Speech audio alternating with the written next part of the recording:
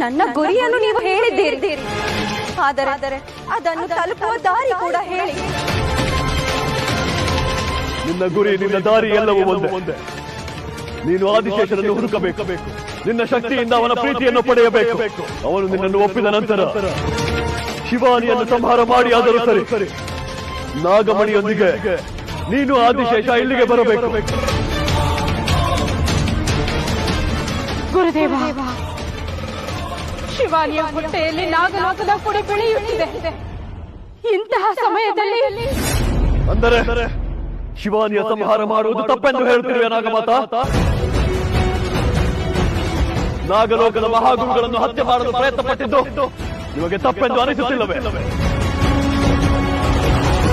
ನಾಗಲೋಕದ ಮುಕುಟಮಣಿ, ನಾಗಮಣಿಯನ್ನು ತರಲೆಂದು ಹೋದವಳು ಭೂಲೋಕದ ಮೋಹದಲ್ಲಿ ಸಿಲುಕಿ ನಾಗಲೋಕವನ್ನು ಮರೆತದ್ದು ನಿಮಗೆ ತಪ್ಪೆಂದು ಎನಿಸುತ್ತಿಲ್ಲವೇ? ತಪ್ಪು ನಡೆದು ಹೋದ ಮೇಲೆ ಅವಳನ್ನು ಒಪ್ಪುವ ಕ್ಷಣವೇ ಇಲ್ಲ. ಅವಳಿಗೂ ನಾಗಲೋಕಕ್ಕೂ ಯಾವುದೇ ಸಂಬಂಧವಿಲ್ಲ. ಹಾಗಿದ್ದ ಮೇಲೆ ಅವಳ ಮಗುವಿಗೂ ಈ ಲೋಕಕ್ಕೂ ಏನು ಸಂಬಂಧ?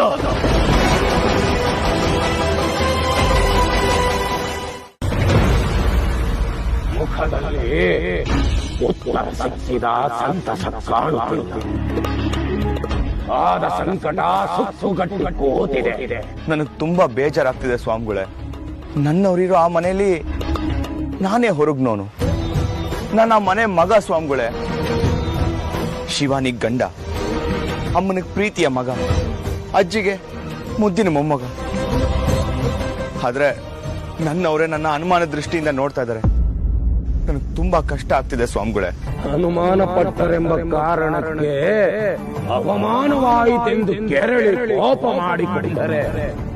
ಏನು ಪ್ರಯೋಜನ ಬಂತು ಭೋಲೆನಾಥ? ನಿನ್ನ ರೂಪ ಬದಲಾಗಿದೆ. ನಿನ್ನ ಸುತ್ತ ಇರುವ ಪಾಪದ ಕೂಪ ಬಯಲಾಗಬೇಕಿದೆ. ಭೀತಿ ನಾಶಕ ಆ ಅಭಯಂಕರ ಎಲ್ಲ ಕಗ್ಗಂಟುಗಳಿಗೂ ಉತ್ತರ ಕೊಡುವ. ತಪ್ಪುಗಳ ಮನ್ನಿಸಿ, ಸಕಲ ದೋಷಗಳನ್ನು ಕಳಿಸಿ, ದುಷ್ಟರ ಶಿಕ್ಷಿಸಿ, ಶಿಷ್ಟರ ರಕ್ಷಿಸಿ, ಈ 7 ಜಗವನ್ನು ಕಿರುಬೆರಳಲ್ಲಿ ನಿಯಂತ್ರಿಸುವ ಆ ಮಹಾದೇವ ನಿನಗೆ ಕೊಟ್ಟಿರುವ ಜವಾಬ್ದಾರಿಯನ್ನು ಮರೆಯಬೇಡ. ಜಟಿಲ ಸಮಸ್ಯೆಗಳನ್ನು ಬಗೆಹರಿಸಲು ಕುಟಿಲ ಯೋಚನೆಗಳನ್ನು ಮಾಡಿ ಕೊರಳು ಕತ್ತರಿಸುವ ದುರುಳರ ಮಧ್ಯೆ ನಿನ್ನ ಪೂರ್ವರೂಪ ಉತ್ತರ ಕೊಡುವುದಿಲ್ಲ. ನಿನ್ನ ಪೂರ್ವ ರೂಪದ ಪ್ರಶ್ನೆ ಈ ರೂಪದ ಉತ್ತರ. ಸಿಟ್ಟಿನಲ್ಲಿ ಕೆರಳಬೇಡ, ನೋವಿನಲ್ಲಿ ನರಳಬೇಡ. ನಿನ್ನಯ ಪ್ರಶ್ನೆಗಳ ಸಿಕ್ಕುಗಳಿಂದ ನಿನಗೆ ನೀನೇ ಉರುಳು ಹಾಕಿಕೊಳ್ಳಬೇಡ. ನೀನು ಮಹಾಶಕ್ತಿವಂತ. ಬರಸಿಡಿಲನ್ನು ಬರಿಗಣ್ಣಿನಿಂದ ನೋಡಿದರು ಕಿರುಬೆರಳು ಅಲುಗಾಡದ ಮಹಾಶಕ್ತಿವಂತ.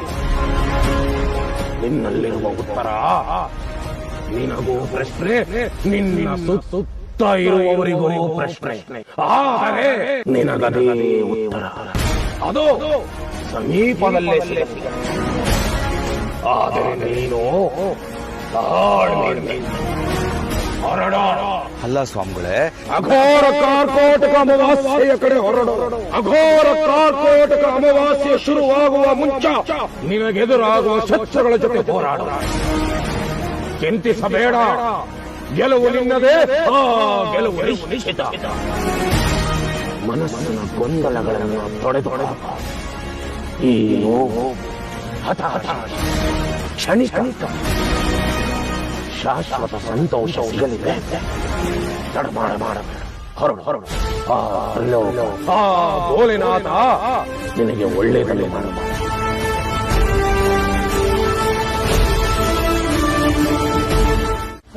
ಕೂತ್ಕೊಳ್ಳಮ್ಮ, ಇಲ್ಲೇ ಕೂತ್ಕೊಂಡಿರು. ನೀರು ಕುಡಿದ್ರೆ ಎಲ್ಲ ಸರಿ ಹೋಗುತ್ತೆ. ಎಲ್ಲೂ ಹೋಗಬೇಡ, ಇಲ್ಲೇ ನೀರು ತಗೊಂಡ್ಬರ್ತೀನಿ.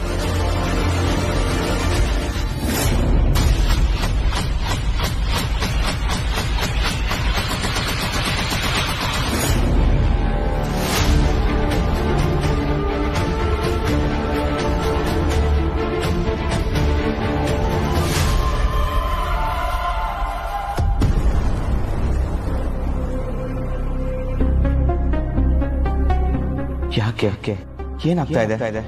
ಯಾರಿಗೋ ಏನೋ ತೊಂದರೆ ಆಗ್ತಿದೆ ಅಂತ ನನ್ನ ಮನಸ್ಸು ಹೇಳ್ತಾ ಇದೆ. ಯಾಕೆ ಇಷ್ಟೊಂದು ಡಿಸ್ಟರ್ಬ್ ಆಗ್ತಿದ್ದೀನಿ? ಇಷ್ಟಕ್ಕೂ ತೊಂದರೆ ಆಗ್ತಿರೋದು ಯಾರ್ಗೆ? ಅಥವಾ ನನಗೆ ಸುಮ್ಮನೆ ಹಾಗನ್ಸ್ತಿದ್ಯಾ? ಶಿವಾನಿ ಆಗ್ಲೇ ಡಿಸ್ಟರ್ಬ್ ಆಗಿದ್ಲು. ಅವಳಿಗೇನಾದ್ರೂ ತೊಂದರೆ ಆಯ್ತಾ?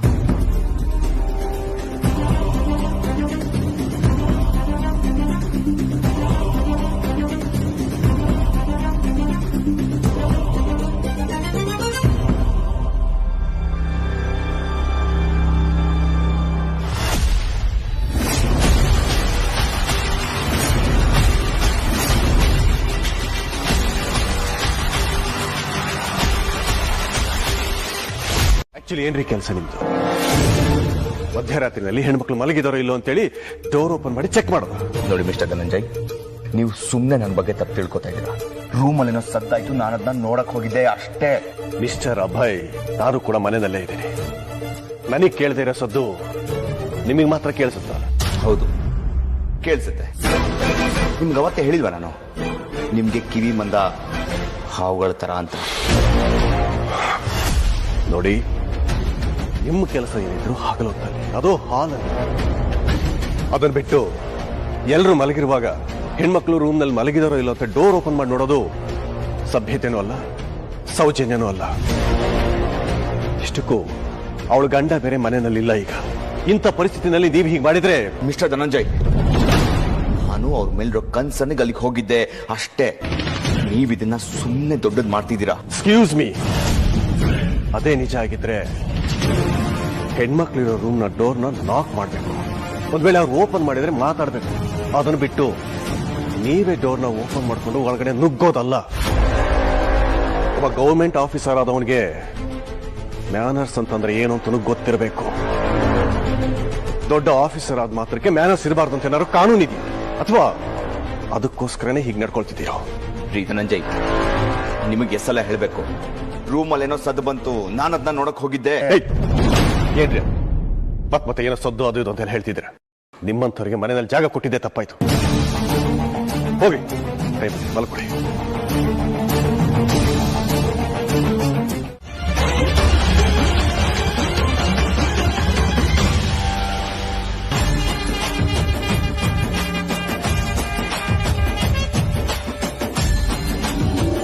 ಅಯ್ಯೋ, ಬಟ್ಟೆ ಅದ್ಲು ಬದ್ಲು ಆಗಕ್ ಹೇಗ್ ಸಾಧ್ಯ? ಅಲ್ಲ, ಮಾಯೆ ಒಂದು ಅರ್ಥ ಆಗ್ತಿಲ್ವಲ್ಲ.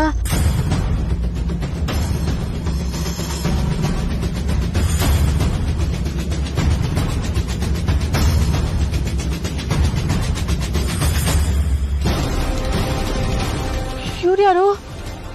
ರಾಕ್ಷಸರಿದ್ದಂಗಿದ್ದಾರೆ.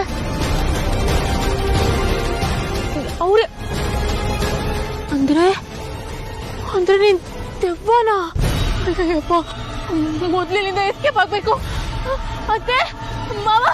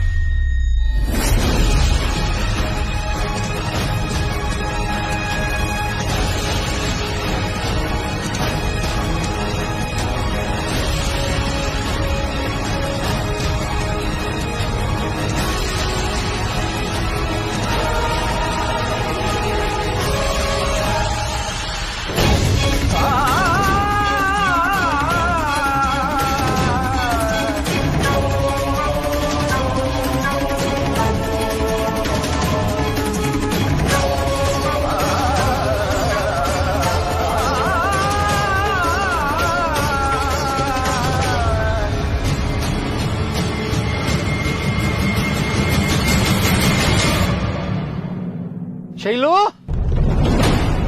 ಶೈಲು,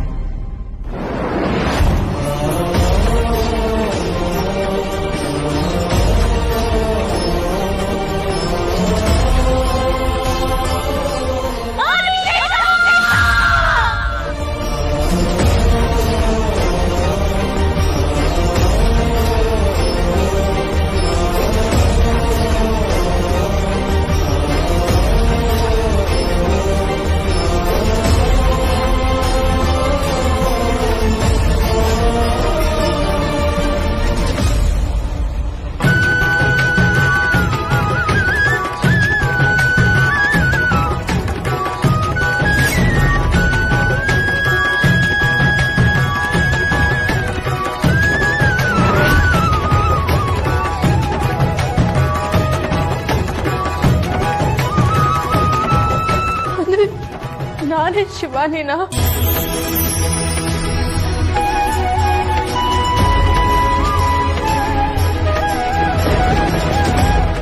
ನನ್ನಲ್ಲಿದ್ದ ನಾಗಮಣಿ ನನ್ನ ಪ್ರಾಣ ಉಳಿಸ್ತು. ನನ್ನ ಪ್ರಾಣಕ್ಕೋಸ್ಕರ ಅವಳು ಪ್ರಾಣ ಹೋಯ್ತು. ಆದ್ರೆ ಆ ನಾಗಮಣಿ ಅವಳ ಪ್ರಾಣ ಯಾಕೆ ಉಳಿಸ್ಲಿಲ್ಲ ಪರಮೇಶ್ವರ?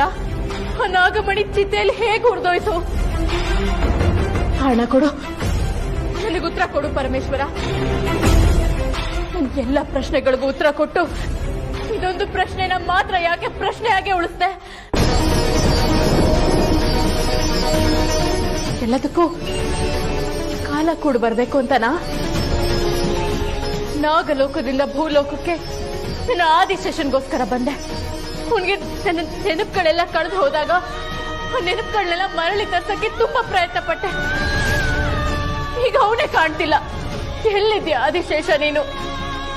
ಪರಮೇಶ್ವರ, ನನ್ನ ಆದಿಶೇಷನ ನನಗೆ ಹುಡುಕೊಡು ತಂದೆ.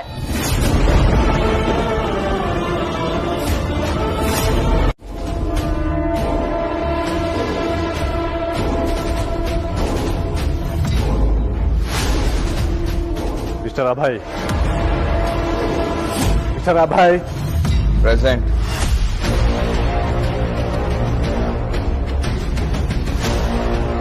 ಶಿವಾನಿಯಲ್ಲಿ ಅವ್ರನ್ನೇನ್ ಕೇಳ್ತಾ ಇದ್ದೀರಾ? ಶಿವಾನಿ ಎಲ್ಲಿ ಅಂತ? ಅವಳು ರೂಮಲ್ಲಿ ಇಲ್ವಾ? ಇಲ್ಲ. ಹೌದಾ? ಮತ್ತೆಲ್ಲಿ ಹೋದ್ಲು? ಏನು ಶಿವಾನಿ ಕಾಣಿಸ್ತಾ ಇಲ್ವಾ? ನಾನು ಅವಳ ಹತ್ರ ನಿನ್ನೆ ರಾತ್ರಿ ತಾನೇ ಮಾತಾಡ್ದೆ. ಇವಾಗ ಕಾಣಿಸ್ತಾ ಇಲ್ಲ ಅಂದ್ರೆ ಏನರ್ಥ? ಎಲ್ಲಿಗೆ ಹೋಗಿರ್ತಾಳೆ? ಅಯ್ಯೋ ಅಯ್ಯೋ, ನೆನ್ನೆ ಓದೋರು ಇನ್ನೂ ಬರ್ಲಿಲ್ವಲ್ಲಪ್ಪ. ಈಗ ನಾನು ಸಿಕ್ಕಾಕೊಂಡ್ಬರ್ತೀನಲ್ಲ. ಒಂದ್ ನಿಮಿಷ ನಿಂತ್ಕೊಳ್ಳಿ. ನಿಮ್ಮ ಯಜಮಾನ್ರು ಎಲ್ಲಿ? ಅವ್ರ ಜೊತೆ ಏನಾದ್ರೂ ಶಿವಾನಿ ಹೋಗಿದ್ದಾಳ? ವಾಕಿಂಗ್ ಹೋದ್ರು. ಅಕ್ಕ, ಸುತ್ತಮುತ್ತ ಎಲ್ಲರೂ ಹೋಗಿದಾಳ ಅಂತ ಹುಡ್ಕೊಂಬರೋಣ. ಎಷ್ಟೆಟ್ ಕಡೆ ಹೋಗಿ ನಾನೇ ನೋಡ್ಕೊಂಡ್ ಬಂದ್ಬಿಡ್ತೀನಿ. ನಂದೀಶ ಎಲ್ಲೂ ಹೋಗೋದ್ ಬೇಕಾಗಿಲ್ಲ. ಅದಕ್ಕೆ ಉತ್ತರ ಇವರೇ ಕೊಡ್ತಾರೆ. ಇವ್ರನ್ನ ಯಾಕೆ ಕೇಳ್ತಾ ಇದ್ದೀರಾ? ಇವ್ರೇನ್ ಮಾಡಿರ್ತಾರೆ? ಶಿವಾನಿ ಕಾಣಿಸ್ತಿಲ್ಲ ಅಂತ ನನ್ನನ್ನು ಯಾಕೆ ಕೇಳ್ತಿದ್ದೀರಾ? ಏನು ಗೊತ್ತಿಲ್ಲರೋ ತರ ಬಿಹೇವ್ ಮಾಡಬೇಡಿ ಮಿಸ್ಟರ್ ಅಭಯ್. ನಿನ್ನೆ ರಾತ್ರಿ ಶಿವಾನಿ ರೂಮ್ ಬಾಗಿಲನ್ನ ನೀವು ತೆಗಿತಾ ಇದ್ದದನ್ನ ನಾನೇ ನೋಡಿದ್ದೀನಿ.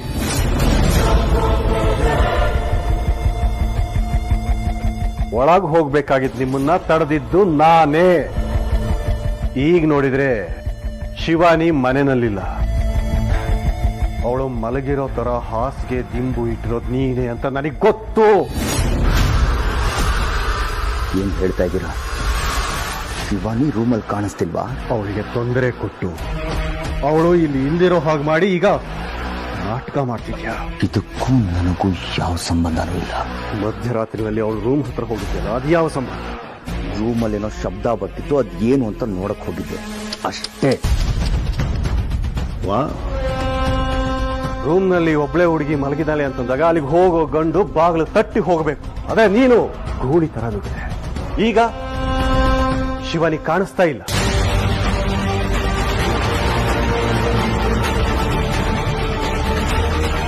ನಿನ್ನೆ ಸೋಮನಳ್ಳಿಗೆ ಓದೋರು ಇನ್ನೂ ಬರ್ಲಿಲ್ವಲ್ಲ. ನನಗೇನಾದ್ರೂ ಪ್ರಶ್ನೆ ಕೇಳಿದ್ರೆ ನಾನು ಏನ್ ಹೇಳಿ? ಶಿವಾನಿ, ಎಲ್ಲಮ್ಮ ಹೋಗಿದ್ದೆ ನೀನು? ಶಿವಾನಿ, ನಾವೆಲ್ಲ ಎಷ್ಟು ಗಾಬರಿ ಆಗಿದ್ವಿ ಗೊತ್ತಾ? ಯಾಕಮ್ಮ ಹೇಳ್ದೆ ಹೋಗಿದ್ದೆ? ಶಿವಾನಿ ಬಾಮ್ಮ, ನೀನೇ ನಿನ್ನ ಕೈಯಾರೆ ಇವನು ಕೆನೆಗೆ 4 ಬಾರಿಸಿ ಇವನು ನಮ್ಮ ಮನೆಯಿಂದ ಹೊರಗಡೆ ಹಾಕು.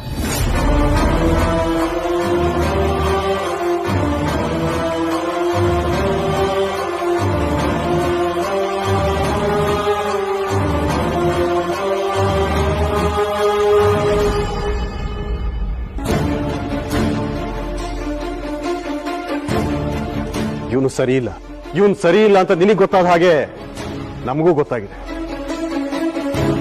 ನಿನ್ ರೂಮ್ಗೆ ಅರ್ಧ ರಾತ್ರಿನಲ್ಲಿ ಬರೋದಕ್ಕೆ ನೋಡ್ತಾ ಇದ್ದ ಇವನು.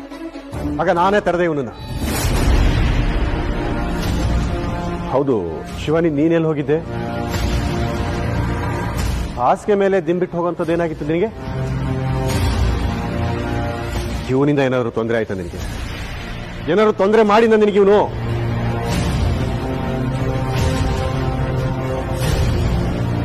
ಇವನು ಕಾಟ ಸಹಿಸಕ್ಕಾಗದೆ ಮನೆಯಿಂದ ಆಚೆ ಹೋದೆಯಾ ನೀನು? ಏನ್ ಮಾತಾಡ್ತಾ ಇದ್ದೀರಾ ನೀವೆಲ್ಲ?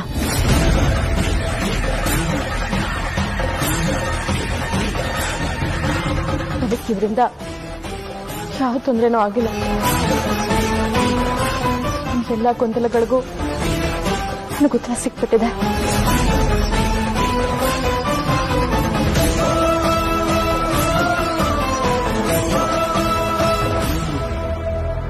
ಈಗ ನನಗೆ ಸಿಗ್ಬೇಕಾಗಿರೋದು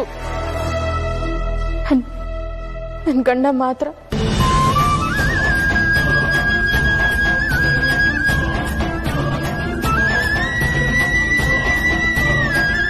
ಸರ್, ದಯವಿಟ್ಟು ಹೇಗಾದ್ರೂ ಮಾಡಿ ಅವ್ರನ್ನ ಹುಡ್ಕೊಡ್ತೀರಾ?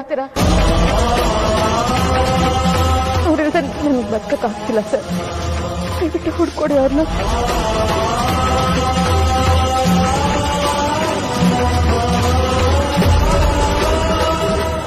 ಶಿವಾನಿ, ಏನಿದು? ನಾನು ನಿನಗೋಸ್ಕರ ಇವನನ್ನ ಹೊರಗಡೆ ಕಳ್ಸೋಣ ಅಂತಂದ್ರೆ ನೀನ್ ನೋಡಿದ್ರೆ ಅವನಿಗೆ ಕಾಲಿಗೆ ಬಿದ್ದು ಬೇಡ್ಕೊಳ್ಳೋ ತರ ಮಾತಾಡ್ತಿದ್ಯಲ್ಲ.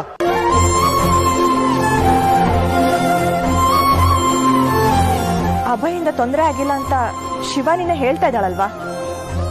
ಗಂಡನ್ ಹುಡ್ಕೊಡಿ ಅಂತ ಬೇಡ್ಕೋತಾ ಇದ್ದಾಳೆ.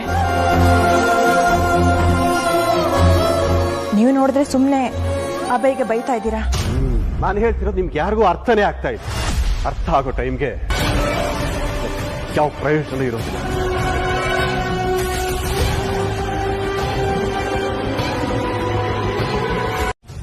ಏನಮ್ಮ ಶೈಲು, ನಿನ್ಗೇನ್ ಗೊತ್ತಾಗಲ್ವಾ? ಅಲ್ಲ, ನಾವಿದೀವೇನೋ ಮರ್ತೇ ಬಿಟ್ಟೆ ನೀನು. ನಿನ್ಗಿಷ್ಟ ಬಂದಾಗ ಮಾಡ್ಬಿಡು.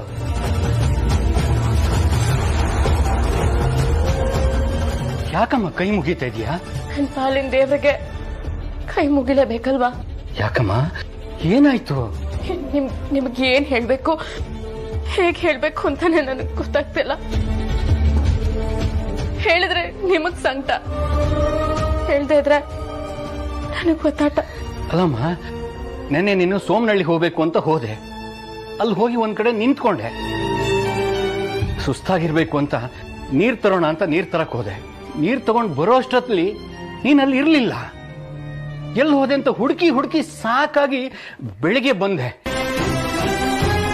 ಈಗ ನೋಡಿದ್ರೆ ವಿಚಿತ್ರವಾಗಿ ಮಾತಾಡ್ತಾ ಇದೆಯಲ್ಲ, ಏನಾಯ್ತಮ್ಮ?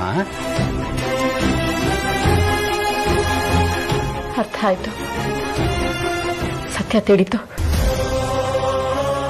ನನಗ್ ನೀವ್ಯಾರು, ನಿಮಗ್ ನಾನ್ ಯಾರು ಅಂತ ನನಗೆಲ್ಲ ಗೊತ್ತಾಯ್ತು. ಈ ಜನ್ಮದಲ್ಲಿ ನಿಮ್ ಋಣ ತೀರ್ಸಕ್ ಆಗಲ್ಲ ನನ್ಗೆ.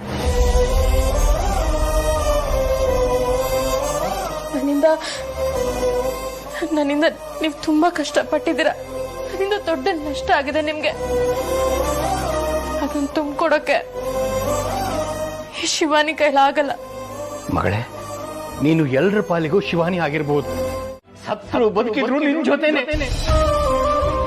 ಹಾಗಿದ್ಮೇಲೆ ಎಲ್ಲಿಗಮ್ಮ ಹೋಗೋದು? ನಮ್ಗೆ ಯಾರಮ್ಮ ಇದ್ದಾರೆ? ನಮಗಂತೂ ಮಕ್ಕಳಿಲ್ಲ. ನಿನ್ನನ್ನೇ ನಮ್ಮ ಮಗು ತರ ಬೆಳೆಸಿದ್ದೀವಿ.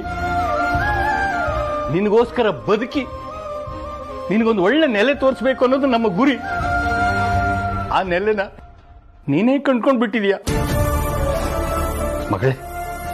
ನಾವು ನಿನ್ ಜೊತೆ ಇರೋದ್ರಿಂದ ನಿನಗೇನಾದ್ರೂ ಹೊರೆ ಆಗೋದಾದ್ರೆ, ನಿನಗೆ ಬೇಸರ ಆಗೋದಾದ್ರೆ, ನಿನಗೆ ಭಾರ ಆಗೋದಾದ್ರೆ ಖಂಡಿತ ನಾವು ಹೋಗ್ತೀವಮ್ಮ.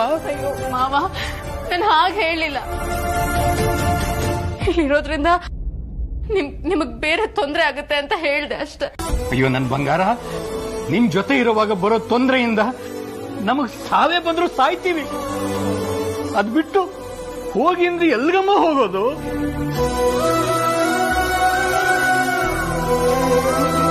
ನಾನಿನ್ ಮೇಲೆ ಹೋಗೋದಾದ್ರೆ ನಾನ್ ಸತ್ತ ಮೇಲೆನೆ ಹೋಗೋದು. ಹಾಗೆ ಹೋಗ್ಬೇಕಾದ್ರೆ ನಿನ್ನ ಸಂತೋಷದ ಬದುಕನ್ನ ನಾನ್ ಕಣ್ತುಂಬ ನೋಡ್ಬೇಕನ್ನೋದೇ ನನ್ನ ಆಸೆ ಕಣಮ್ಮ.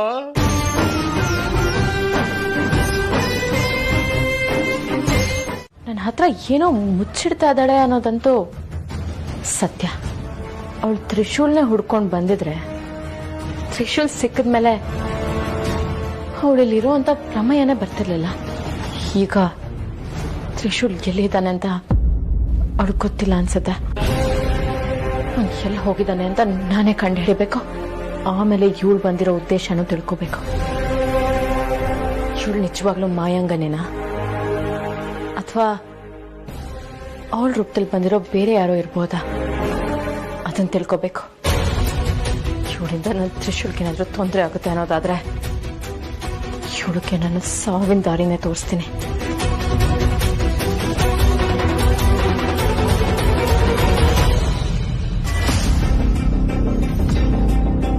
ಮನೆಯೊಳಗೆ ಬಂದ್ಬಿಡ್ತು ಅಂದ್ರೆ ನನ್ನ ಮಗ ಬಂದಿದ್ದಾನ.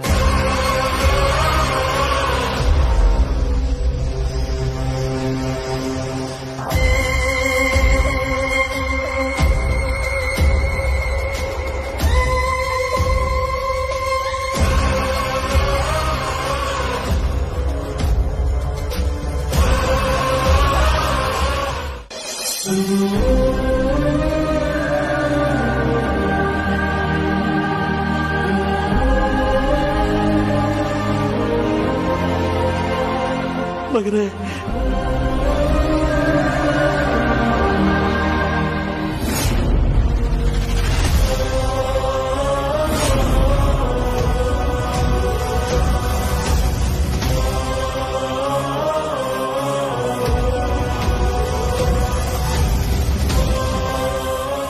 ಏನಿದೆ ಚಿತ್ರ?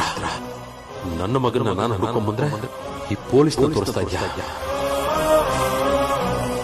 ನಾನ್ ಮಾಡಿದ ಪೂಜೆಲಿ ನಾನು ಹೇಳಿದ ಮಂತ್ರದಲ್ಲಿ ದೋಷ ಏನಾದ್ರೂ ಆಯ್ತಾ ಅಥವಾ ಏನಾದ್ರೂ ತಪ್ಪಾಯ್ತಾ? ಈಗ ಯಾರನ್ನ ತೋರಿಸಿ ನನ್ನ ಮಗ ಅಂತ ಹೇಳ್ತಾ ಇದೆಯಾ ದೀಪ? ಏನ್ ರೀತಿ ಆಗೋಯ್ತು? ನಾನು ಹೇಳಿದ ಮಂತ್ರಕ್ಕೆ ನಾನು ಮಾಡಿದ ಶಕ್ತಿ ಇಲ್ವಾ? ಅದಕ್ಕೆ ನನ್ನ ದಿಕ್ಕು ತಪ್ಪಿಸ್ತಾ ಇದೆಯಾ? ಇಲ್ಲ, ಈ ಪುಸ್ತಕ ನೋಡಿ ಮಂತ್ರ ಮಾಡೋದೇ ಬೇಡ. ನನ್ನ ಮಗನ ಬೇರೆ ಯಾವುದಾದ್ರೂ ಗತಿಲಿ ಹುಡುಕ್ತೀನಿ.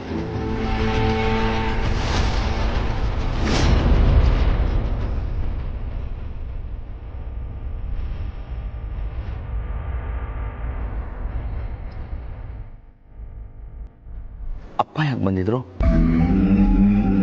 ನಾನೇ ಮನೆ ಮಗ ತ್ರಿಶೂಲ್ ಅಂತ ಯಾರ ಹತ್ರನೂ ಹೇಳ್ಕೊಳಕ್ಕಾಗ್ತಿಲ್ಲ. ನನ್ನ ರೂಪ ವೇಷ ಬದಲಾಗಿದೆ ಅಂತ ಹೇಳಿದ್ರೆ ಇವ್ರು ಯಾರೂ ನಂಬೋದೂ ಇಲ್ಲ. ಎಲ್ಲ ಸರಿ ಹೋಗುತ್ತೆ.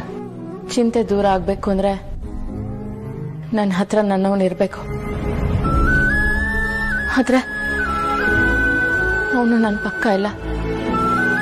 ಎಲ್ಲಿ ಹೋಗಿದ್ದಾನೆ ಅಂತಾನೂ ಗೊತ್ತಾಗ್ತಿಲ್ಲ. ಅದೇ ನನ್ನ ಚಿಂತೆ. ನಾನಿದ್ದೀನಲ್ಲ, ಎಲ್ಲ ಸಮಸ್ಯೆನೂ ದೂರ ಮಾಡೋದಕ್ಕಲ್ವಾ ನಾನು ಬಂದಿರೋದು. ಶಿವಾನಿ ಅವರೇ, ನಿಮ್ಮ ಮನಸ್ಸಲ್ಲಿರೋ ನೋವು, ಚಿಂತೆ, ದುಗುಡ ಇದೆಲ್ಲ ನನಗೆ ಅರ್ಥ ಆಗುತ್ತೆ.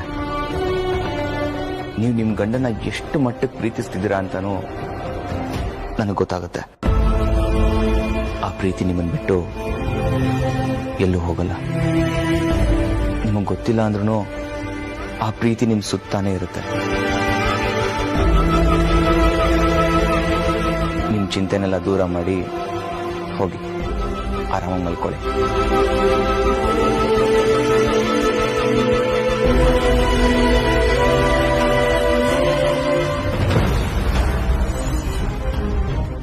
ಬಂದಿರೋನು ಯಾರು? ಇವನು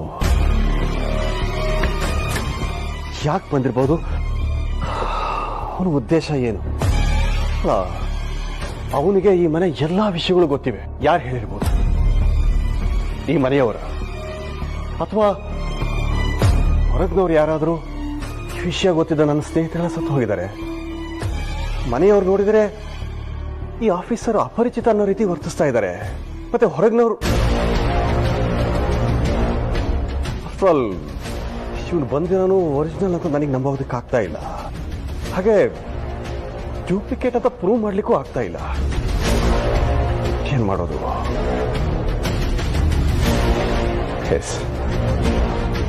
ಮುಳ್ಳನ್ನ ಮುಳ್ಳಿಂದಲೇ ತೆಗಿಬೇಕು. ಔಟ್ ಡಿಪಾರ್ಟ್ಮೆಂಟ್ಗೆ ಒಂದು ಕಾಲ್ ಮಾಡ್ತೀನಿ. ವಿಷಯ ನನ್ನ ನಂಬರಿಂದ ಮಾಡೋದಕ್ಕಿಂತ ಆ ನಂಬರಿಂದ ಮಾಡೋದೇ ಒಳ್ಳೇದು ಅನ್ಸುತ್ತೆ.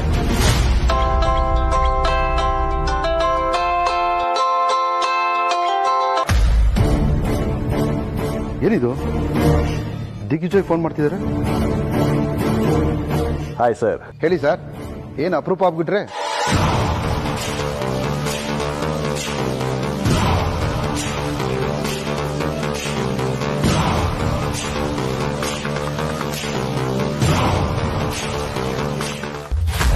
ನನ್ನ ರೂಪ ಬದಲಾಯಿಸಿ ಇಲ್ಲಿಗೆ ಬಂದ ತಕ್ಷಣ ನಾನು ಯಾರು ಅನ್ನೋ ಸತ್ಯ ನನಗೆ ಗೊತ್ತಾಗಲ್ಲ. ಅದಕ್ಕೆ ನಾನು ಪ್ರಯತ್ನ ಪಡಲೇಬೇಕು. ಮೊದಲು ನಾನು ನನ್ನ ಯಜಮಾನ್ರೆಲ್ಲಿದ್ದಾರೋ, ಹೇಗಿದ್ದಾರೋ, ಏನ್ ಮಾಡ್ತಾ ಇದ್ದಾರೋ ನಿಮ್ ಕಾಲು ಹಿಡ್ಕೋತೀರಿ ಸರ್. ಅಪ್ಪ ಸರ್, ಏನ್ ಸರ್ ಮಾಡ್ತಿದ್ದೀರಾ? ನಾನು ನಿಮ್ಮ ಮಗ.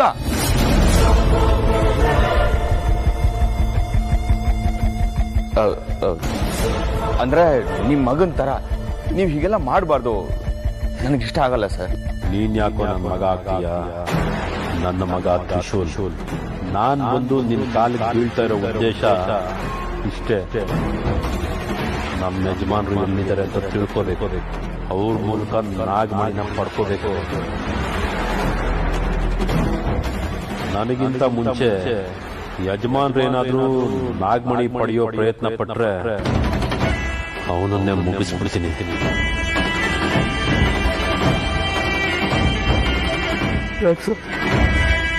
ಯಾಕೆ ಸರ್ ನೀವೇನು ಮಾತಾಡ್ತಾ ಇಲ್ಲ? ಯಜಮಾನ್ರಲ್ಲಿದ್ದಾರೆ ಸರ್, ಅವ್ರು ಹುಷಾರಾಗಿರ್ತಾನೆ, ಅವ್ರಿಗೇನು ತೊಂದರೆ ಇಲ್ಲ ತಾನೆ? ಹೇಳಿ ಸರ್. ಯಜಮಾನ್ರು ಏನೇ ಕೆಲಸ ಮಾಡ್ಬೇಕಾದ್ರು ನನಗೆ ಹೇಳ್ದೆ, ನನ್ನನ್ನು ಕರ್ಕೊಂಡು ಹೋಗದೆ ಏನು ಮಾಡ್ತಾ ಇರ್ಲಿಲ್ಲ. ಆದ್ರೆ ಇವತ್ತು ಅವರು ಒಬ್ಬರೇ ಹೋಗಿದ್ದಾರೆ. ಏನಾಗಿದೆ ಸರ್? ಹೇಳಿ ಸರ್, ದಯವಿಟ್ಟು ಉತ್ತರ ಹೇಳಿ ಸರ್. ಕಾಲು ಹಿಡ್ಕೋತೀನಿ ಅಂತ ಹೇಳಿದ್ರು ನೀವೇನು ಹೇಳ್ತಾನೆ ಇಲ್ವಲ್ಲ ಸರ್? ಹೇಳಿ ಸರ್.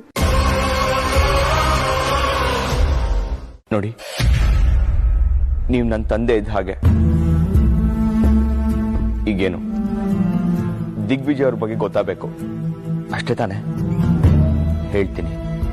ಅದು ಅವ್ರು ಕ್ಷೇಮವಾಗಿದ್ದಾರೆ, ಆರಾಮವಾಗಿದ್ದಾರೆ. ಅಳ್ಬೇಡಿ ಸರ್, ದಯವಿಟ್ಟು ಕಣ್ಣೀರು ಹಾಕ್ಬೇಡಿ. ನಿಮ್ಮನ್ನ ನೋಡಿದ್ರೇನೆ ಗೊತ್ತಾಗುತ್ತೆ ನೀವು ಎಷ್ಟು ಒಳ್ಳೆಯವರು ಅಂತ. ಯಜಮಾನನ ಮೇಲಿಟ್ಟಿರೋ ನಿಷ್ಠೆ ಎಂಥದ್ದು ಅಂತಾನು ಗೊತ್ತಾಗುತ್ತೆ. ನಿಮ್ ತರ ನೀವೊಬ್ರು ಇರಕ್ ಸಾಧ್ಯ ಸರ್.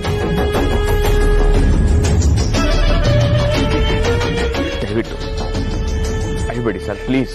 ಹಣದ ಹೇಗಿರಕ್ ಸಾಧ್ಯ? ಯಜಮಾನ್ರು ಕಾಣಿಸ್ತಾ ಇಲ್ಲ, ಅವ್ರ ಮಗಳು ಕಾಣಿಸ್ತಾ ಇಲ್ಲ, ಈಗ ತ್ರಿಶೂಲ್ ಕಾಣಿಸ್ತಾ ಇಲ್ಲ. ಈ ಸಂಕಟನ ಯಾರ ಹತ್ರನೂ ಹೇಳಕ್ಕಾಗದೆ ನನ್ನ ಹೊಟ್ಟೆ ಮಗ ಅಂತ ಉರಿತಾ ಇದೆ ಸರ್. ಸತ್ತೋಗ್ಬಿಡೋಣ ಅನ್ನಿಸ್ತಾ ಇದೆ ಸರ್. ಹಾಗೆಲ್ಲ ಮಾತಾಡ್ಬೇಡಿ ಸರ್.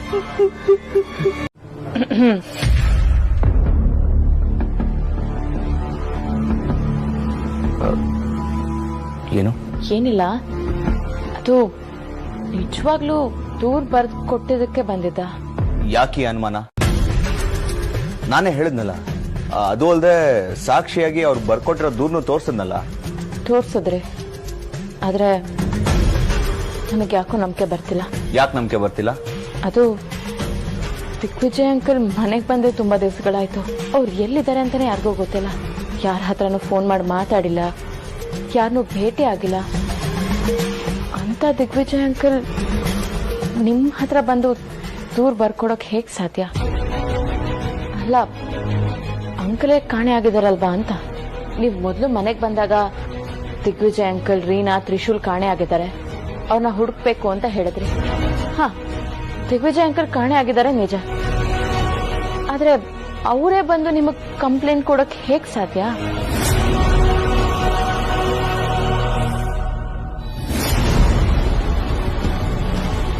ಗುರುಗಳೇ, ದಿನದಿಂದ ದಿನಕ್ಕೆ, ಕ್ಷಣದಿಂದ ಕ್ಷಣಕ್ಕೆ ನಾವು ಹೋಗ್ತಾ ಇರೋ ದಾರಿ ಜಟಿಲ ಆಗ್ತಾ ಇದೆ. ಮನೆಗೆ ಬಂದಿರೋ ಪೊಲೀಸ್ ಆಫೀಸರ್ ಸಾಮಾನ್ಯದವನಲ್ಲ. ಅವನು ಬಂದಿರೋದ್ರ ಹಿಂದೆ ಯಾವುದೋ ಒಂದು ಕೆಟ್ಟ ಉದ್ದೇಶ ಇದ್ದೇ ಇದೆ. ಏನಾಯ್ತು? ಬಿಡಿಸಿ ಹೇಳು. ಆ ಪೊಲೀಸ್ ಆಫೀಸರ್ ಸುಳ್ಳು ಹೇಳ್ತಿದ್ದಾನೆ. ದಿಗ್ವಿಜಯ ಕಂಪ್ಲೇಂಟ್ ಕೊಟ್ಟಿದ್ದಾನೆ, ಹಾಗಾಗಿ ಬಂದಿದ್ದೀನಿ ಅಂತ ಹೇಳ್ತಿದ್ದಾನೆ. ನಾನೇ ದಿಗ್ವಿಜಯ, ನಾನೇ ಕಂಪ್ಲೇಂಟ್ ಕೊಟ್ಟಿರೋ ಹಾಗೆ ಸಾಕ್ಷಿ ಹಿಡ್ಕೊಂಡು ಬಂದಿದ್ದಾನೆ ಅಂತಂದ್ರೆ ಅವನು ಯಾವ್ದೋ ಕೆಟ್ಟ ಉದ್ದೇಶ ಇರಬೇಕು ಅಲ್ವಾ ಅವನಿಗೆ? ಏನು ನಿನ್ನ ಜೊತೆ ಮಹಾಶಕ್ತಿಶಾಲಿ ಮಂತ್ರವಾದಿಯೇನಿರ್ಬೇಕಲ್ಲ, ಹಾಗಿದ್ದಾಗ ನಿನಗೆ ಭಯ? ಅವರು ಬರೀ ಹೆಸರಿಗೆ ಮಾತ್ರ ಮಂತ್ರವಾದಿನಿಯರು, ಅವರಿಂದ ಯಾವ ಕೆಲಸನೂ ಆಗೋದಿಲ್ಲ. ತಂತ್ರ ಮಂತ್ರಗಳ ವಿದ್ಯೆನಲ್ಲಿ ಅವರು ಶಕ್ತಿವಂತರ ಇರಬಹುದು, ಆದ್ರೆ ಈ ಪ್ರಾಯೋಗಿಕ ಪ್ರಪಂಚದ ಬಗ್ಗೆ ಸ್ವಲ್ಪ ಜ್ಞಾನ ಕೂಡ ಇಲ್ಲ ಅವರಿಗೆ. ಆ ಪೊಲೀಸ್ ಅಧಿಕಾರಿ ಹೇಗಾದ್ರೂ ಮಾಡಿ ಇವರು ಬಾಯಿ ಬಿಡಿಸಬೇಕು ಅಂತೇಳಿ ಮೇಲಿಂದ ಮೇಲೆ ಪ್ರಶ್ನೆಗಳನ್ನ ಮಾಡ್ತಾನೆ ಇದ್ದಾರೆ. ಅದಕ್ಕೆ ಸರಿಯಾಗಿ ಇವರು ಕೂಡ ಒಬ್ರು ಒಂದು ಊರ ಹೆಸರು ಹೇಳಿದ್ರೆ ಇನ್ನೊಬ್ರು ಇನ್ನೊಂದು ಊರ ಹೆಸರು ಹೇಳ್ತಿದ್ದಾರೆ. ಅವನಿಗೆ ಅನುಮಾನ ಜಾಸ್ತಿ ಆಗ್ತಾ ಇದೆ. ಈಗ ನೀನು ಏನ್ ಹೇಳಕ್ಕೆ ದಿಗ್ವಿಜಯ? ದಿನ ಕಳೆದಂತೆಲ್ಲ ಸಮಸ್ಯೆಗಳು ಜಾಸ್ತಿ ಆಗ್ತಾ ಇವೆ. ನನಗೆ ಇವನಿಂದ ಮುಕ್ತಿ ಬೇಕು, ಹಾಗೆ ಆ ಮಂತ್ರವಾದಿನಿಯರಿಂದ ಶಾಶ್ವತವಾಗಿ ಮುಕ್ತಿ ಕೊಡಿಸ್ಬೇಕು. ಅವರ ಸಂಹಾರ ಆಗಬೇಕು.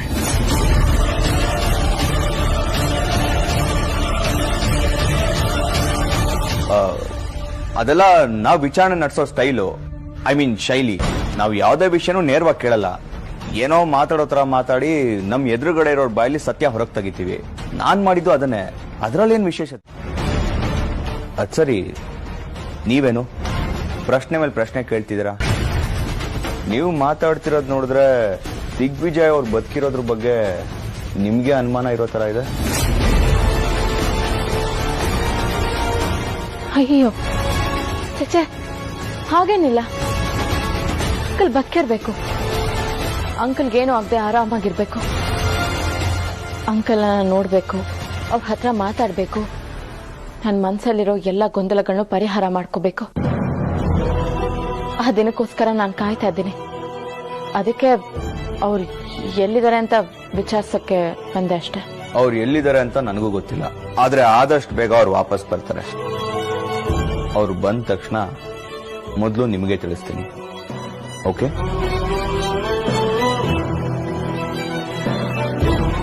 ನಾನೊಂದಷ್ಟು ಕಡೆ ವಿಚಾರಿಸ್ತೇನೆ. ಇವರಿಬ್ರಿಗೂ ಈ ಊರಲ್ಲಿ ಒಂದು ಅಡ್ರೆಸ್ ಇಲ್ಲ, ಆಧಾರ್ ಕಾರ್ಡ್ ಇಲ್ಲ, ವೋಟರ್ ಐಡಿ ಇಲ್ಲ, ಅಟ್ಲೀಸ್ಟ್ ರೇಷನ್ ಕಾರ್ಡು ಇಲ್ಲ.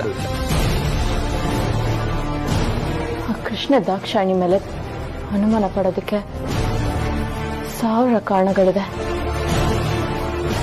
ಅನುಮಾನ ಪಡೆದಿರೋದಕ್ಕೆ ಒಂದು ಕಾರಣನೂ ಇಲ್ಲ.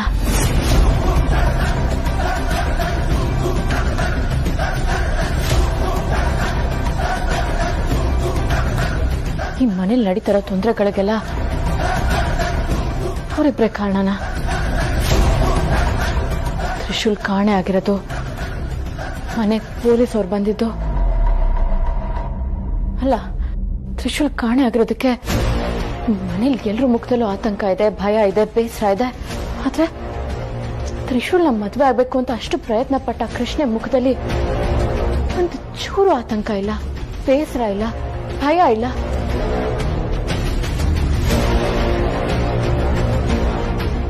ಅಂದ್ರೆ ತ್ರಿಶೂಲ್ ಕಾಣೆ ಆಗಿರೋದ್ರ ಹಿಂದೆ ಆ ಕೃಷ್ಣ ಕೈವಾಡ ಏನಾದ್ರೂ ಇದೆಯಾ?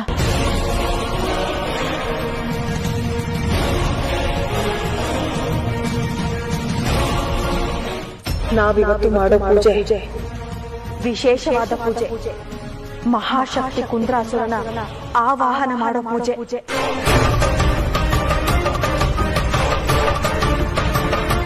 ಅವನ ಆಗಮ ಆದ್ರೆ ನಾವ್ ಅಂದ್ಕೊಂಡಿದ್ದು ಸಾಧಿಸೋದು ಬಹಳ ಸುಲಭವಾಗುತ್ತೆ ಕೃಷ್ಣ.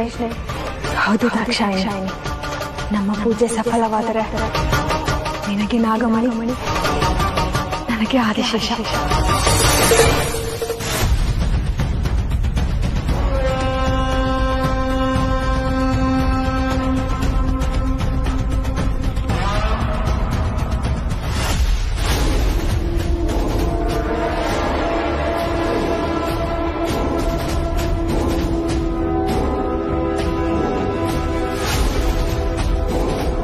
ಏನ್ ಮಾತಾಡ್ತಿದ್ದಾರೆ ಇವರು?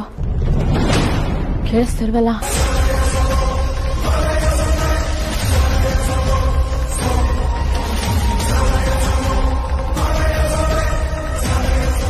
ನಡಿ ಹೋಗೋಣ.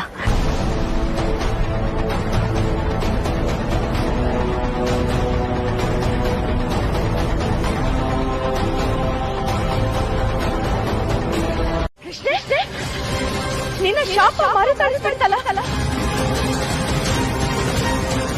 ಯಾವುದಾದರೂ ಜೀವ ಇರುವ ಹೆಣ್ಣುಡುಗಿಯ ರಕ್ತವನ್ನು ಹೀರಿ ನಿನ್ನ ಯೌವನವನ್ನು ಕಾಪಾಡಿಕೊಳ್ಳದೆ ಹೋದರೆ ನೀನು ಜೀವನ ಪರ್ಯಂತ ಹೀಗೆ ಇರಬೇಕಾಗುತ್ತದೆ ಕೃಷ್ಣೆ. ಯುವತಿ ಬೇಕು. ಇಂಥ ದಟ್ಟವಾದ ಕಾಡಲ್ಲಿ ಯಾರು ಸಿಗುತ್ತಾರೆ ಕೃಷ್ಣೆ? ಹೇಗಾದರೂ ಮಾಡಿ ಯುವತಿ ಬೇಕು. ಹೋಗು ಒಂದೇ ಒಂದು ಗಳಿಗೆ ಕೃಷ್ಣೆ.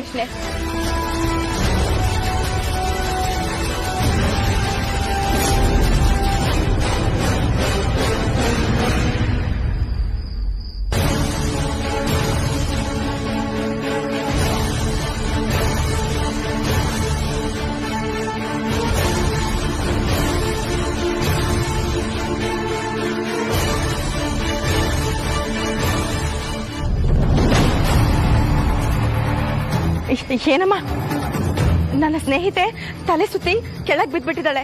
ಅವಳನ್ನ ಎತ್ತೋದಕ್ಕೆ ಸ್ವಲ್ಪ ಸಹಾಯ ಮಾಡಮ್ಮ. ಬಾಮ್ಮ, ಬಾ, ದಯವಿಟ್ಟು ಬಾಮ್ಮ.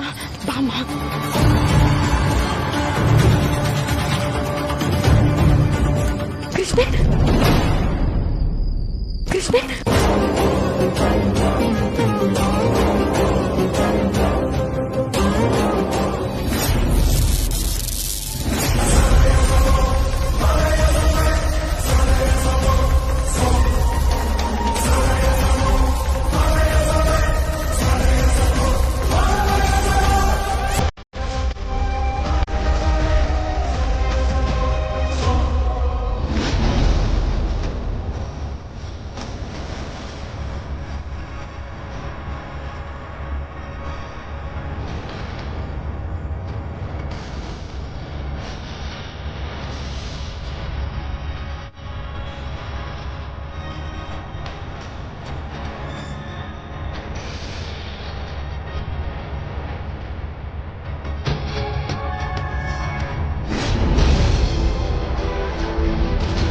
ರಕ್ತ ಯೌವನಿ ಅಂದ್ರೆ ಇನ್ನೊಬ್ರು ರಕ್ತದಿಂದ ತನ್ನ ಯೌವನನ ಉಳಿಸ್ಕೊಳ್ಳೋಳು.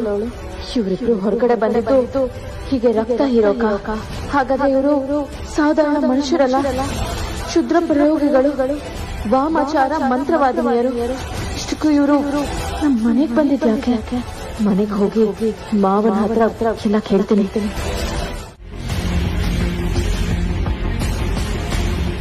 ಚಿಕ್ಕ ಮಾವನ್ ನೋಡಿದ್ರೆ ಪಾಪ ಅವ್ರು ತುಂಬಾ ಹೆದರ್ಕೊಂಡಿರೋ ಕಂಡ್ರು. ಅಂದ್ರೆ ಇವರಿಬ್ರು ಅವ್ರನ್ನ ಬೆದರಿಸಿ ಅವ್ರನ್ನ ಇವ್ರ ಅಂಕೆಯಲ್ಲಿ ಇಟ್ಕೊಂಡಿದಾರ. ಇವ್ರ ಉದ್ದೇಶ ಗುರಿ ತಿಳಿಯೋದಾದ್ರೂ ಹೇಗೆ ಅರ್ಥ ಆಗ್ತಿಲ್ವಲ್ಲ.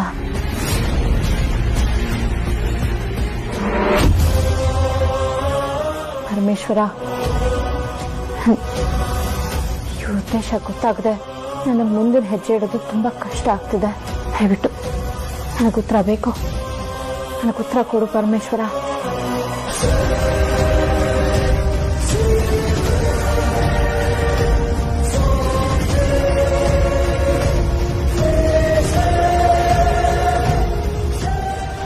ಓಂ ಪಾತಾಳ ಭೈರವಿಯೇ ನಮಃ.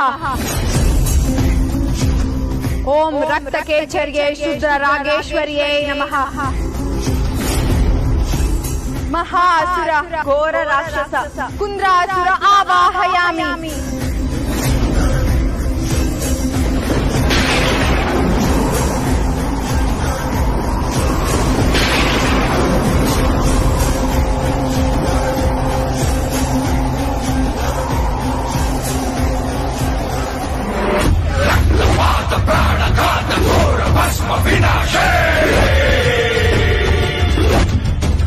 ಅದನ್ನು ಕರೆಸಿದ ಉದ್ದೇಶವೇನೋ?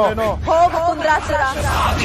ವಾಯುವ್ಯ ದಿಕ್ಕಿನಲ್ಲಿ ನಾಗಮಣಿ ಎಲ್ಲೋ ಇದೆ. ನಿನ್ನ ಕಣ್ಣಿಗೆ ಬೀಳೋ ಹಾಗೆ ಪ್ರಖರ ಶಕ್ತಿಯಿಂದ ಹೊಳೆಯುತ್ತಿರುತ್ತದೆ. ಹೋಗು, ಅದನ್ನು ತೆಗೆದುಕೊಂಡು ಬಾ. ನಾಗಮಣಿ ಮಹಾಶಕ್ತಿ ಮಾನವ ದಾನವ ಯಕ್ಷ ಕಿನ್ನರಿಗೆ ಮುಟ್ಟಲು ಸಾಧ್ಯವಾಗದ ಮಹಾಶಕ್ತಿ ಅದು. ಅದನ್ನು ಯಾರಾದರೂ ಮುಟ್ಟಿದರೆ ಕ್ಷಣ ಮಾತ್ರದಲ್ಲಿ ಭಸ್ಮವಾಗುತ್ತಾರೆ. ಆಗಿರುವಾಗ ನಾನು ಅದನ್ನು ತರಲು ಸಾಧ್ಯವೇ? ಖಂಡಿತ ಸಾಧ್ಯ ಕುಂದ್ರಾಸುರ. ನೀನು ಸಾಧಾರಣ ರಾಕ್ಷಸನಲ್ಲ. ಭೈರವ ಕವಚ ಇರೋ ಅಸುರ ಭೈರವ ಕವಚ ಇರುವವರಿಗೆ ನಾಗಮಣಿಯನ್ನ ವರ್ಷಿಸಬಹುದು. ಹೋಗು, ತೆಗೆದುಕೊಂಡು ಬಾ. ಹೊಣೆ ಆಗಲಿ.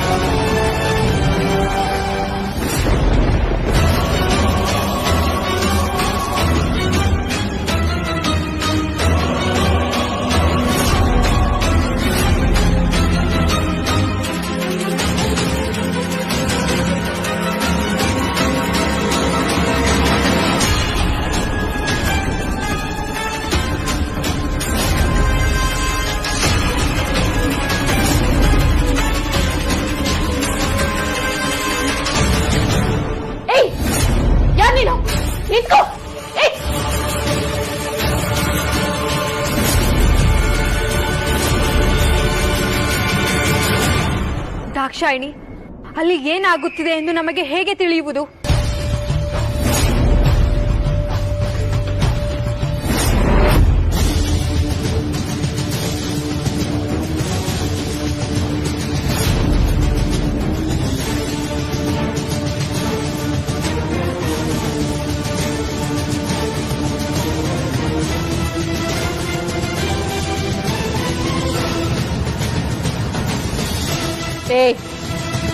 ಯಾರೋ ನೀನು? ಹೇಳು, ಯಾರು ನೀನು? ಯಾಕೆ ಬಂದಿದ್ಯಾ ಇಲ್ಲಿಗೆ? ಸತ್ಯ ಹೇಳಬಾರದೆಂದು ಅಪ್ಪಣೆ ಆಗಿದೆ. ಸತ್ಯ ಹೇಳ್ಬೇಕು ಅಂತ ಈಗ ನಾನು ಅಪ್ಪಣೆ ನೀಡ್ತಾ ಇದ್ದೀನಿ. ಹೇಳು, ಯಾರು ನೀನು? ಯಾರು ನಿನ್ನ ಕಳಿಸಿದ್ದು?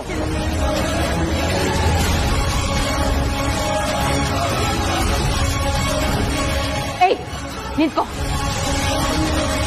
ಹೇಳು, ಯಾರು ನೀನು? ಇಲ್ಲ ಇಲ್ಲ, ನಾ ಹೇಳಲಾರೆ. ನಾನು ದಾನವ ಕುಲದವನು. ಸಾವಿಗಾದ್ರೂ ಶರಣಾಗಲಿ, ಸೋಲೋಗುವುದಿಲ್ಲ. ನಿಂತ್ಕೋ.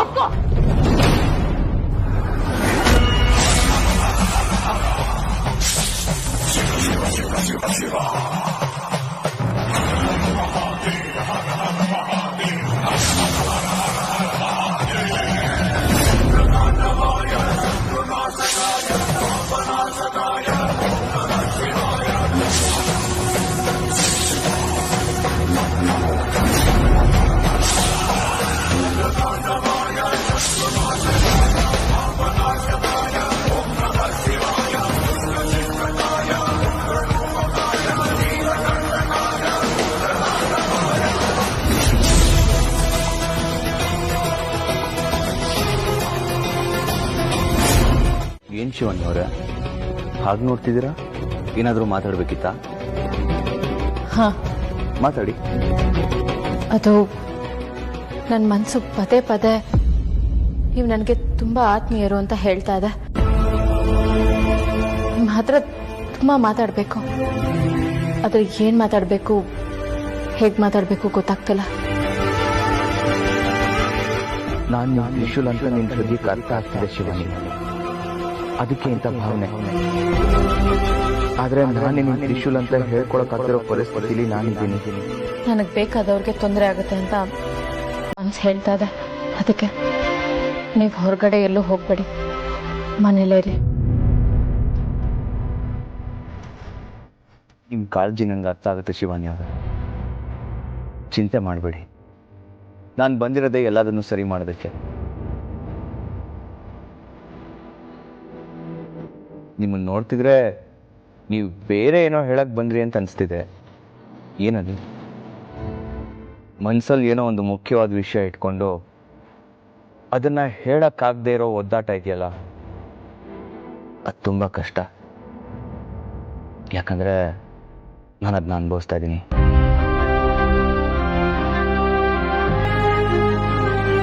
ಏನೋ ಹೇಳಬೇಕು ಅಂತಿದ್ರಲ್ಲ, ಹೇಳಿ. ಅದು ಇಲ್ಲಿ ಬೆಳಗ್ಗೆ ಸತ್ತು ಬಿದ್ದಿದ್ನಲ್ಲ, ಅವನು ನಿನ್ನೆ ರಾತ್ರಿ ಮನೆಯೊಳಗೆ ಬಂದಿದ್ದ. ಯಾಕೆ ಬಂದೆ ಅಂತ ಕೇಳಕ್ ಹೋದ್ರೆ ವಿಚಿತ್ರವಾಗಿ ಆಡಕ್ ಶುರು ಮಾಡ್ದ. ಆಮೇಲೆ ನಮ್ಮಿಬ್ರ ಮಧ್ಯೆ ಜಗಳ ಆಯ್ತು. ಅವನು ಸತ್ ಹೋದ.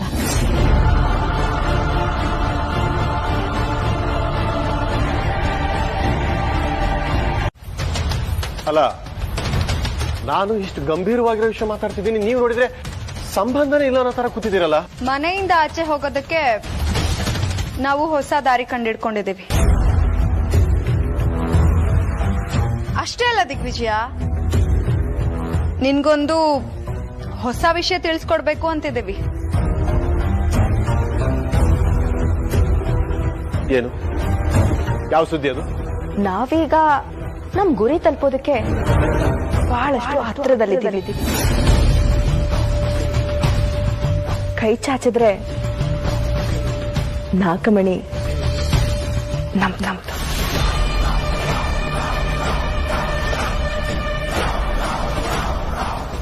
ಏನ್ ಮಾತಾಡ್ತಿದ್ದೀರಾ ನೀವು? ನಾಗಮಣಿ ಎಲ್ಲಿದೆ? ನಾಗಮಣಿ ಅಲ್ಲ, ಅದಿರೋ ಜಾಗ ಹೇಗೆ ಗೊತ್ತಾಯ್ತು ನಿಮ್ಗೆ? ಅದನ್ನ ಪಡ್ಕೊಳ್ಳೋದಾದ್ರೂ ಹೇಗೆ? ಹಸಿಕ್ ಮೇಲೆ ಅದಕ್ಕೆ ಪೂಜೆ. ದಿಗ್ವಿಜಯ, ಅದ್ರ ಬಗ್ಗೆ ನೀನ್ ಯಾಕೆ ತಲೆ ಕೆಡ್ಸ್ಕೊತಾ ಇದೀಯಾ? ನಾಗಮಣಿ ನಮ್ಮಿಬ್ಬರಿಗೂ ಸೇರಿದ್ದು, ಹಾಗಾಗಿ ನೀನ್ ಅದ್ರ ಬಗ್ಗೆ ತಲೆ ಕೆಡ್ಸ್ಕೊಳ್ಳೋ ಅವಶ್ಯಕತೆ ಇಲ್ಲ. ಇಷ್ಟು ದಿನ ಇಷ್ಟೆಲ್ಲ ಕೆಲಸಗಳನ್ನ ನಮ್ಮೂರು ನಿನಗೆ ರೂಪ ಕೊಟ್ಟು ಸಹಾಯ ಮಾಡಿ ಉಸಿರು ಉಳಿಸಿದ್ದು ಯಾಕೆ ಗೊತ್ತಾ? ನಾಗಮಣಿ ಸಿಗೋದಕ್ಕೆ ನಮ್ಗೆ ಸಹಾಯ ಮಾಡ್ತೀಯ ಅಂತ. ಈಗದು ಬೆಟ್ಟಗಳು ಆಗಿರೋ ಘಟಗಳನ್ನೆಲ್ಲ ಅಡ್ಡಡ್ಡ ಮಲಗಿಸಿ ಇಲ್ಲಿವರೆಗೂ ನಡೆದುಕೊಂಡು ಬಂದವರು ನಾವು. ಅಂಥದ್ರಲ್ಲಿ ಹುಳು ನಂಗಾಗಿರೋ ನೀನು ನಮ್ಮನ್ನ ತಡೆಯೋದಕ್ಕೆ ಬಂದ್ರೆ ನಮ್ಗೆ ನಗು ಬರ್ದೇ ಇರತ್ತ. ಅಂದ್ರೆ ನೀವು ದೈವ ಶಕ್ತಿಯನ್ನು ವಿರೋಧಿಸಿ ಪ್ರತಿಶಕ್ತಿಯನ್ನು ಪ್ರತಿಪಾದಿಸುವ ಮಂತ್ರವಾದಿನಿಯರು ನಾವು. ನಮ್ಮ ದಾರಿಗೆ ದೇವರೇ ಅಡ್ಡ ಬಂದ್ರು ನಾವು ಸುಮ್ಮನೆ ಬಿಡಲಿಲ್ಲ. ಯಾಕಶ್ಚಿತ್ ನೀನು ನಮ್ಮ ದಾರಿಗೆ ಅಡ್ಡ ಬಂದ್ರೆ ನಿನ್ನನ್ನ ಸುಮ್ಮನೆ ಬಿಡ್ತೀವಾ? ಅದೇನೇ ಆಗ್ಲಿ ನಾನ್ ಬಿಡೋದಿಲ್ಲ. ಯಾವುದೇ ಕಾರಣಕ್ಕೂ ನೀವು ಹೋಗೋದಕ್ಕೆ ನಾನ್ ಬಿಡೋದಿಲ್ಲ. ದಿಗ್ವಿಜಯ, ನಮ್ಮ ಮಾತು ಕೇಳು. ಸುಮ್ನೆ ನಮ್ಮ ದಾರಿಗೆ ಅಡ್ಡ ಬರ್ಬೇಡ. ಬಿಡೋದಿಲ್ಲ ಅಂದ್ರೆ ಬಿಡೋದಿಲ್ಲ.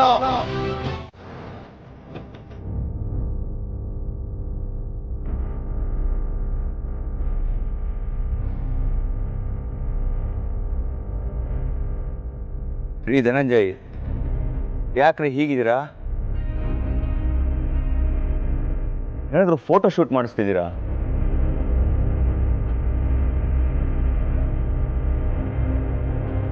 Nice pose.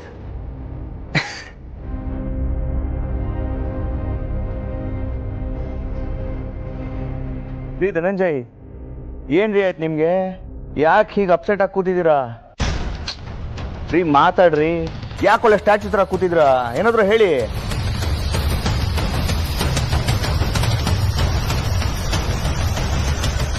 ಏನಾದ್ರೂ ಪ್ರಾಬ್ಲಮ್ ಇದ್ರೆ ನನ್ನ ಹತ್ರ ಹೇಳಿ. ಎಲ್ಲದನ್ನು ಸರಿ ಮಾಡೋದಕ್ಕೆ ತಾನೇ ನಾನು ಬಂದಿರೋದು. ಏನ್ ಪ್ರಾಬ್ಲಮ್ ಅಂತ ಹೇಳ್ರಿ.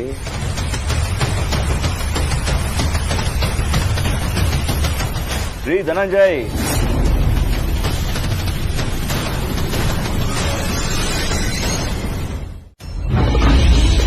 ಸ್ವಾಮಿಗಳೇ ಸ್ವಾಮಿಗಳೇ, ಸಾವಾಗಿದೆ ಸ್ವಾಮಿಗಳೇ. ಪರಲೋಕದ ದೇಹ ಇಹಲೋಕದಲ್ಲಿ ಆತ್ಮ ತ್ಯಜಿಸಿದೆ. ಅದು ಬರೀ ಸಾವಲ್ಲ, ವಧೆ, ಅಸುರ ವಧೆ, ಕಲಿಕಲಾಸುರ ವಧೆ. ಸ್ವಾಮಿಗಳೇ, ಇದೆಲ್ಲ ದೈವ ಸಂಕಲ್ಪ. ದಾನವ ಭೂತನಿಗೆ ಮೃತ್ಯು, ಅದು ಅವನೇ ತಂದುಕೊಂಡ ಸಾವು. ಸ್ವಾಮಿಗಳೇ, ನನಗೆ ಮರ್ಮ ಅರ್ಥ ಆಗ್ತಿಲ್ಲ. ಅದು ನಿನಗೆ ಸಾವಧಾನವಾಗಿ ಅರ್ಥವಾಗಬೇಕಾಗಿರುವ ಸತ್ಯ. ಆದರೆ ಅದಕ್ಕೂ ಮುಂಚೆ ನಿನಗೆ ಕಾದಿದೆ ಒಂದು ದೌತ್ಯ. ನಿನ್ನವಳು, ನಿನಗಾಗಿ ಬಂದವಳು, ನಿನಗೋಸ್ಕರ ಬದುಕಿದವಳು ಮೃತ್ಯು ಪಂಜರದಲ್ಲಿ ಸಿಲುಕಿದ್ದಾಳೆ.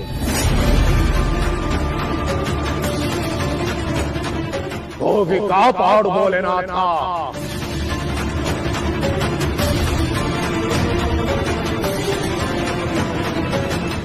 ಏನೋ ನನ್ ಶಿವಾನಿಗೆ ಅಪಾಯ ಕಾದಿದ್ಯಾ? ಅಪಾಯ ಕಾದಿಲ್ಲ, ಕಾದಾಪಾಯ ಕಾಡ ಶುರು ಮಾಡಿದೆ.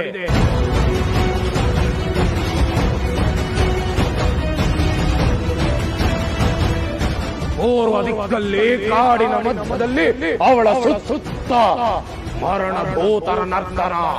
ಕಾಲಿಟ್ಟರೆ ಸಾವು, ಸುಮ್ಮನಿದ್ದರೆ ಅವಳನ್ನು ಕಾಪಾಡ ಹೋಗು.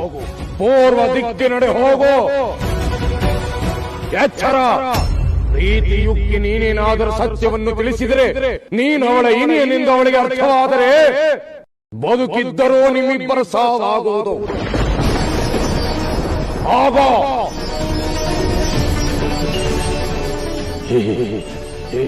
ಭೋಲೆನಾಥ, ಮಹಾದೇವ, ಪರಮೇಶ್ವರ, ನಿನ್ನ ಭಕ್ತೆಯನ್ನ ನಿನ್ನಂಶ ಸಂಭೂತನಿಂದ ಕಾಪಾಡು ಭೋಲೆನಾಥ.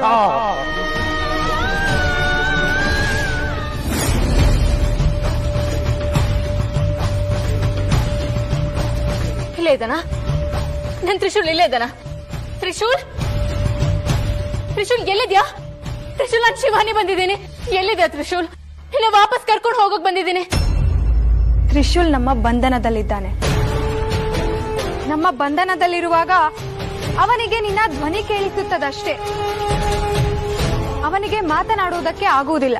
ಸರಿ, ಎಲ್ಲಿದ್ದಾನೆ ನನ್ ತ್ರಿಶೂಲ್? ಎಲ್ಲಿದ್ದಾನೆ? ನಾನು ನೋಡ್ಬೇಕು ಅವನನ್ನ. ಓ, ಅವನನ್ನ ನೋಡಲು ಅಷ್ಟೊಂದು ಆಸೆ?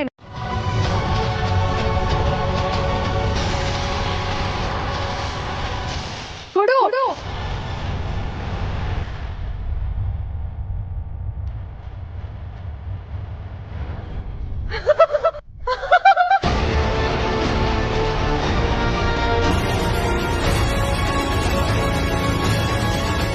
ಏ ಕೃಷ್ಣ, ಎಲ್ಲಕ್ಕೆ ಹೋಗ್ತಾ ಇದ್ಯಾ? ನನ್ ತ್ರಿಶೂಲ್ ಎಲ್ಲಿ? ನಾಗಮಣಿ ಅಯ್ಯೋ, ಅದ್ ಎಲ್ಲಿದೆ ಅಂತ ನನ್ಗೆ ಗೊತ್ತಿಲ್ಲ ಅಂತ ಹೇಳಿದ್ನಲ್ಲ. ಅಯ್ಯೋ ಮಂಕೆ, ಅದೇನೋ ಹೇಳುತ್ತಾರಲ್ಲ, ಹನುಮಂತನಿಗೆ ಅವನ ಶಕ್ತಿಯ ಬಗ್ಗೆ ಗೊತ್ತಿಲ್ಲವಲ್ಲವಂತೆ, ಆನೆಗೆ ತನ್ನ ಆಕಾರ ಗೊತ್ತಿಲ್ಲವಲ್ಲವಂತೆ. ಹಾಗೆ ಈ ನಾಗಿಗೆ ನಾಗಮಣಿ ತನ್ನ ಬಳಿ ಇದ್ದರೂ ಅದು ಗೊತ್ತಾಗಲೇ ಇಲ್ಲವಲ್ಲವಂತೆ. ಎಂತ ದೌರ್ಭಾಗ್ಯ. ಏ ಕೃಷ್ಣ, ತ್ರಿಶೂಲ್ ಎಲ್ಲಿ?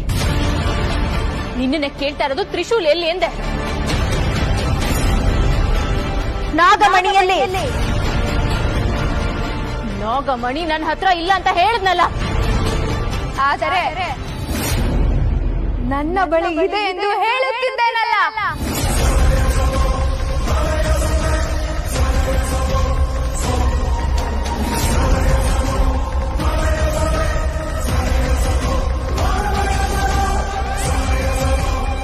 ಇದು ಸಾಧಾರಣವಾದದ್ದಲ್ಲ, ಮಹಾಶಕ್ತಿ. ತ್ರಿಶೂಲ್ ಎಲ್ಲಿದ್ದಾನೆ ಎಂದು ನಮಗೂ ಗೊತ್ತಿಲ್ಲ. ಆದರೆ ನಾವು ನಾಗಮಣಿಗೋಸ್ಕರ ಹೀಗೆ ನಾಟಕ ಮಾಡಿದೆವು. ನಾಗಮಣಿ ಬಗ್ಗೆ, ಅದರ ಶಕ್ತಿ ಬಗ್ಗೆ ನಿನಗೆ ಗೊತ್ತಿಲ್ಲದೆ ನೀನು ನನ್ನ ಕೈಗೆ ನಾಗಮಣಿಯನ್ನು ಕೊಟ್ಟೆ.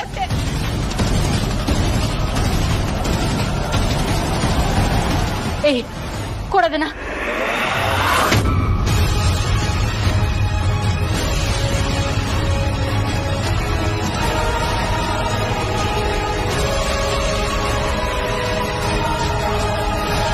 ಗುರುಗಳೇ, ಇದಕ್ಕೆ ಪರಿಹಾರ? ದಿಗ್ವಿಜಯ, ಭಯ ಬೇಡ. ಭೂಪ್ರಾಂತ್ಯದಲ್ಲಿ ಯಾವುದೇ ದಿಕ್ಕಿನಲ್ಲಿ ನಾಗಮಣಿ ಇದ್ದರೂ ಅದು ಭೂಸ್ಪರ್ಶವಾದೊಡನೆ ನನ್ನ ಅರಿವಿಗೆ ಬರುತ್ತದೆ. ಅದನ್ನು ತಾಯಿ ಜ್ವಾಲಮಾಲಿನಿ ನನಗೆ ತೋರುತ್ತಾಳೆ. ಓಂ ಜ್ವಾಲಮಾಲಿನಿಯೇ ನಮಃ, ರುಂಡಮಾಲಿನಿಯೇ ನಮಃ. ಮಾರ್ಗ ಬಂಧುವೇ ನಮಃ.